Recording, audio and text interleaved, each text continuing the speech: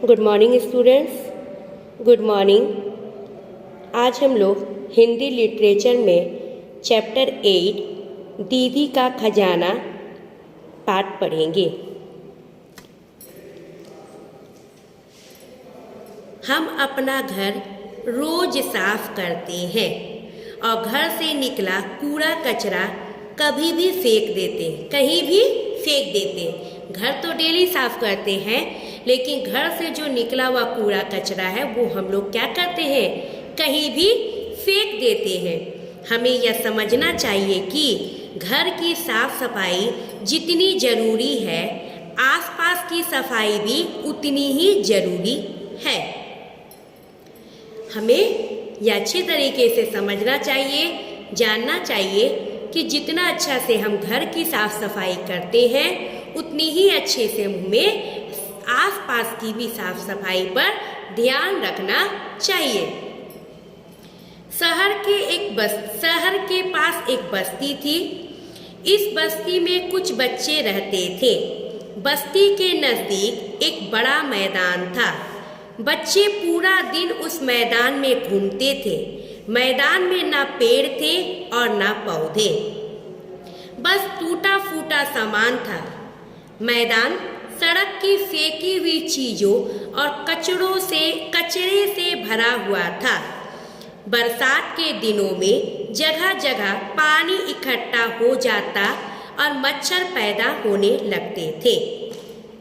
बस्ती के बच्चे इसी मैदान में खेला करते थे।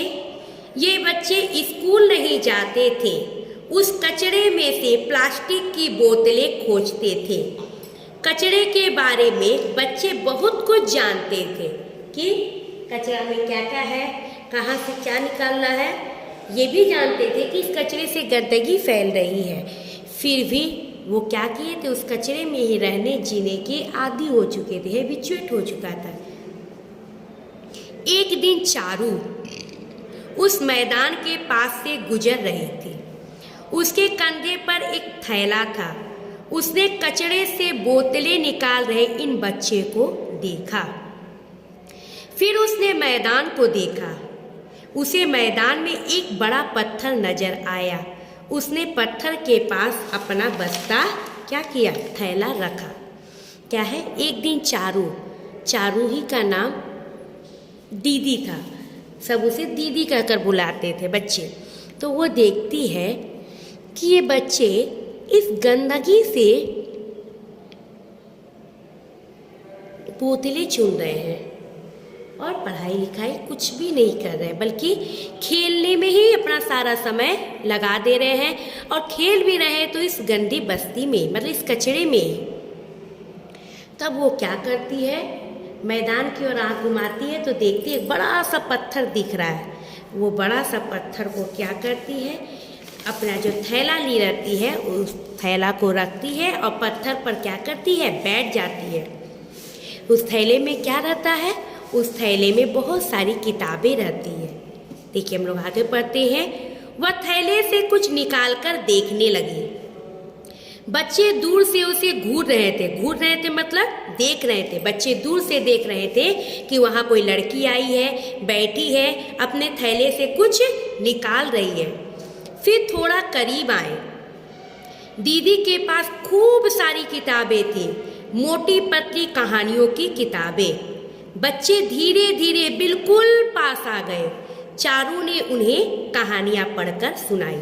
अब क्या हुआ, बच्चों का इंटरेस्ट चारू के प्रति बढ़ने लगा।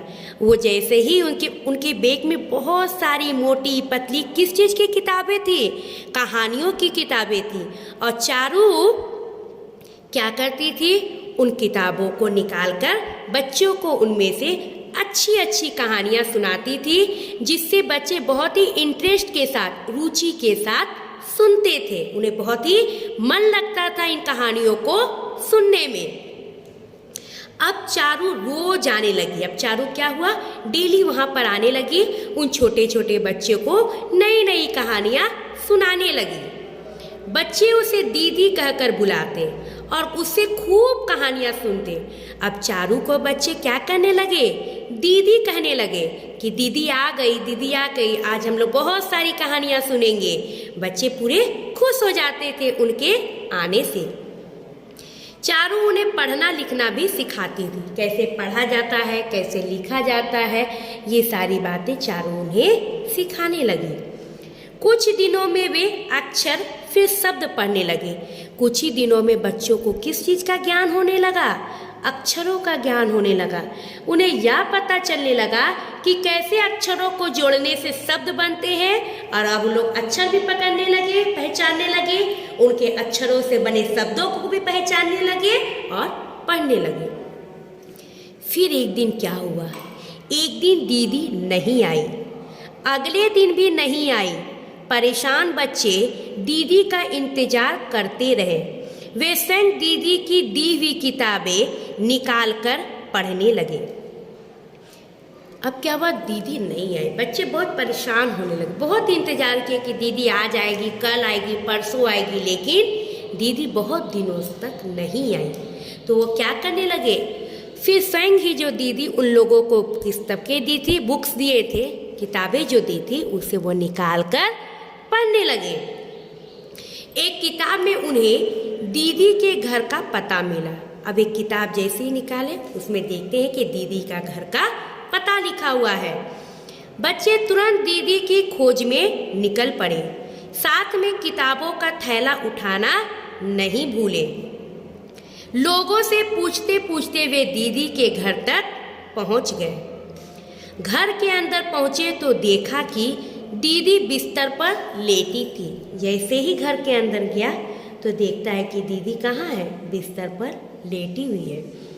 वे बीमार और उदास दिख रही थी, न चेहरे पर कोई मुस्कान, न आंखों में कोई चमक। उन्हें बुखार हो गया था।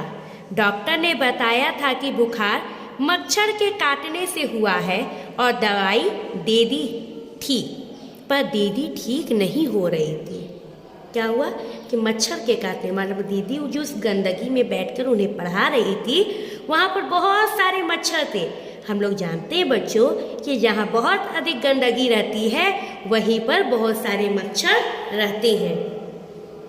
तो दीदी क्या करती है, देखती है क्या कि उन मच्छरों के काटने से ही बीमार हो जाती है। डॉक्टर उन्हें बहुत सारी दवाइयाँ भी देते हैं, लेकिन वो ठीक नहीं होती है। बच्चे दौड़कर दीदी के पास पहुँचे। किताबों का उन्हें थैला उन्हें दिखाया। बच्चों ने कुछ पढ़कर सुनाया। दीदी फिर से मुस्कुराने लगी। उनके आंखों की चमक वापस आने लगी। अब दीदी क्या हुआ, खुद खुश हो गई, पूरा खुश हो गई कि बच्चे आए हैं। और हमारे बच्चे, जब हम उसे पढ़ना सिखाए थे, पढ़ने बोलते थे, मैं पढ़ती थी, वो लोग सुनते थे, लेकिन आज वो लोग पढ़ रहे हैं और मैं सुन रही हूँ। बच्चों के इस काम से दीदी बहुत खुश हुई, उन्हें बहुत ही अच्छा लगा। बच्चों के दीदी के बीमार होने का कारण पता चला। अब बच्चों को मालूम चला कि दीदी क्यों बीमार हुई, कैसे बीमार हुई। तो उन्होंने स्वच्छता अभियान शुरू कर दिया। बच्चों को जैसे ही मालूम चला कि दीदी गंदगी में फैले मच्छर के काटने से हुई है, तो बच्चों ने बोला कि अब हम अपने आसपास की जगह को सफा करेंगे, साफ करेंगे। इसके लिए बच्चे ने क्या किया, स्वच्छता अभियान शुरू कर दिया। किसके लिए क्या किया, मैदान की साफ सफाई की। वे अब किसी को भी उस मैदान में कूड़ा फेंकने नहीं देते थे। उन्होंने दीदी के बैठने की जगह को भी खूबसूरत बना दिया था। वे दीदी के बैठने के लिए एक कुर्सी और मेज ले आए थे कि दीदी इस कुर्सी और मेज पर बैठकर हम लोगों को पढ़ाएगी। चेयर और टेबल ले आए थे कि इसमें बैठकर हमें पढ़ाएगी। धीरे धीरे मैदान साफ होता गया। कचरे की जगह छोटे छोटे पौधों ने ले ली। बच्चों ने माली काका से फूलों के बीज मांगे और मैदान में बो दिए। फूल का बीज मांगा कि माली काका मालिका का मतलब किसको बोलता है? गार्डनर को, जो गार्डन की, जो बगीचे की साफ सफाई करता है, रखवाली करता है। तो उसके पास बहुत सारे बीज होते हैं। तो बच्चे क्या करते हैं? मालिका का से फूल के बीज मांगते हैं और उसे लगाते हैं, बो देते हैं और देखते हैं कुछ ही दिनों के बाद छोटे छोटे फूल वहाँ होने लगते हैं। अब उस मैदान में हरियाली नजर आने लगी। कहाँ पे? जहाँ पर बहुत गंदगी थी, शहर के बहुत सारे कचरे वहाँ फेंके जाते थे। अब वहाँ पूरी तरह से हरियाली नजर आने लगी। दीदी ने ठीक होने पर फिर से वहाँ आना शुरू कर दिया। वे मैदान देखकर बहुत खुश हुई। वे रोज शाम को अपने खजाने, कौन सा खजाना? खजाना का यहाँ क्या मतलब है? ढेर सारी किताबों के साथ आती, बच्चों को पढ़ाती और अच्छी अच्छी बातें बताती। मतलब दीदी अब फिर ठीक हो गई। ठीक होकर वह फिर से आई तो देखती है कि पूरा मैदान साफ सुथरा किया हुआ है। बच्चे ने उस मैदान को साफ सुथरा कर दिया है। पूरी तरह वह मैदान हरियाली से भर गया है और दीदी के बैठने के जगह में चेयर और टेबल भी लगा हुआ है। अब दीदी आराम से उन लोगों को पढ़ाती है, खुशी खुशी के साथ उन लोगों के साथ खेलती भी है